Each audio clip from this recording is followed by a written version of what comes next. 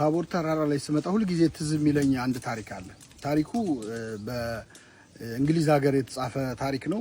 ማን እንደጻፈው ምንጩ አይታወቅም።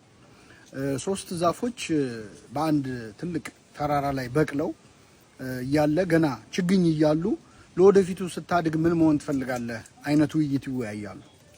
እና ውይይታቸው ላይ አንደኛው ዛፍ እኔ ለወደፊቱ መሆን የምፈልገው በጣም አድጌ ጥሩ ዛፍ ሆኜ ሰዎች ቆርጠው ወስደው የንጉስ ዙፋን አድርገው እንዲሰሩኝ ነው ይላል።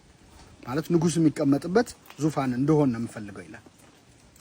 ሁለተኛው ዛፍ ደግሞ የለም እኔ ዙፋን ኮንኩኝ አንድ ቤት ነው የምቀመጠው ከቤተ መንግስት ውጪ ያለውን ዓለም ማየት አልችልም። ስለዚህ የንጉስ መርከብ ወይ ትልቅ ቆንጆ መርከብ ሆኜ ተሰርቼ ንጉሱ በተጓዘበት ቦታ ሁሉ በእኔ እንዲመላለስ ነው የምፈልገው ይላል ሁለተኛው ዛፍ።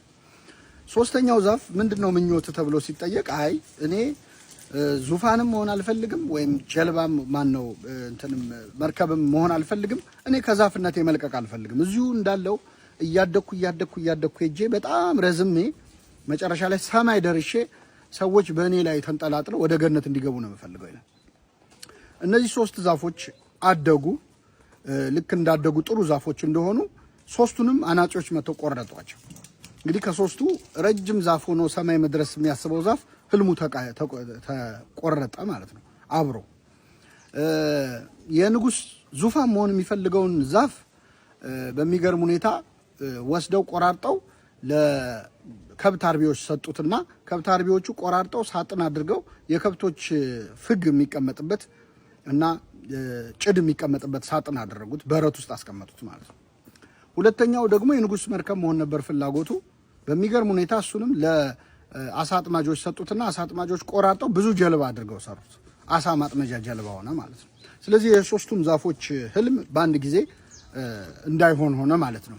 ይህ ከሆነ ከብዙ ዓመት በኋላ አንዲት ልትወልድ የቀረበች የ15 ዓመት ብላቴና በአንድ ስፍራ ለመውለድ ተቸግራ በእንግዶች ማደሪያ ቦታ ስትፈልግ በመጨረሻ ላይ የምትወልድበት ቦታ ስታጣ በረት ውስጥ ገብታ የከብቶች ፍግ ወይም ጭድ የሚቀመጥበት ሳጥን ውስጥ ህፃኗን ወለደችና አስተኛችው። ይህች እናት ድንግል ማርያም ነበረች። የወለደችው ህፃን ክርስቶስ ነው። የዚህ ዛፍ ህልሙ የንጉስ ዙፋን መሆን ነበረ። የሰማይና የምድር ንጉስ ዙፋን የመሆን እድል አገኘ ማለት ነው። ሁለተኛው ዛፍ ደግሞ የንጉስ መርከብ መሆን ነበር የፈለገው። በሚገርም ሁኔታ ይህ ህፃን ከተወለደ ከ30 ዓመት በኋላ ከ12 ደቀ መዛሙርቱ ጋር አንድ ጀልባ ላይ ሆኖ ተኝቶ ነበር እና በዛ ጀልባ ላይ ማዕበል ተነሳ። ማዕበል ሲነሳ የተኛው መምህር ተነስቶ ማዕበሉን ገሰጸው ማለት ነው። እሱም ክርስቶስ ነው። የተሳፈረበት ጀልባ የንጉስ መርከብ የመሆን ፍላጎት ነበረው። የሰማይና የምድር ንጉስ መርከብ የመሆን እድል አገኘ ማለት ነው። ሶስተኛው ዛፍ እስከ ሰማይ መድረስና ሰዎች በሱ ተንጠልጥለው ገነት እንዲገቡ ነበር የፈለገው። በመጨረሻ ላይ መስቀል ሆነ። ሁላችንም ወደ ገነት የገባ ነው በመስቀሉ ስለሆነ ማለት ነው። አሁን ይሄ ታሪክ እውነተኛ ታሪክ አለመሆኑ ግልጽ ነው። መቼስ ጌታ መስቀሉ ከየት ተገኘ ሲባል በመጀመሪያ 3 ዛፎች ነበሩ እንደማትሉ ተስፋ አረጋለሁ። እዚህ ታሪክ ውስጥ ግን ያለው ተስፋ በጣም ቀላል አይደለም። ብዙ ጊዜ እነዚህ ዛፎች ታሪክ ላይ ያለው ቁም ነገር ምንድነው? ብዙ ጊዜ የሆነ ነገር አለቀ ብለን ስናስብ እግዚአብሔር ስራ ይጀምራል። የሶስቱም ዛፎች ህልም የተቋጨው ቅድም ነው። ነገር ግን ህልማቸው አበቃለት ሲባል ስራ ተጀመረ። በምድር ላይ ያለቀውንና የተቆረጠውን ነገር እግዚአብሔር ይቀጥላል። አንዳንድ ጉዳዮቻችን ላይ ተስፋ በቆረጥንበት ሰዓት ነው እግዚአብሔር ስራ መስራት የሚጀምረው። ይህን ታሪክ ታቦር ተራራ ላይ ሆኜ ስተርከው ደግሞ በጣም ትልቅ ትርጉም ይሰጠኛል።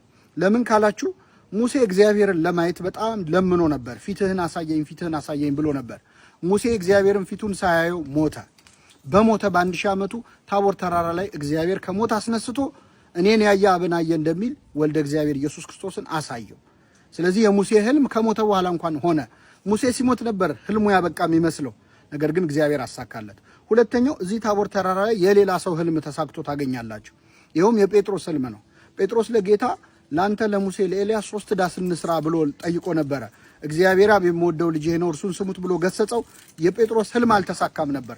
በአሁኑ ሰዓት ግን በዚህ ታቦር ተራራ ላይ 3 ቤተ መቅደሶች እናገኛለን።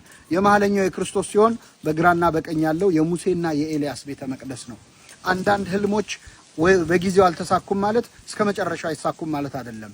ነገርን ሁሉ በጊዜው ውብ አድርጎ የሰራ አምላክ በጊዜው እንዲሆኑ ያደርጋቸዋል።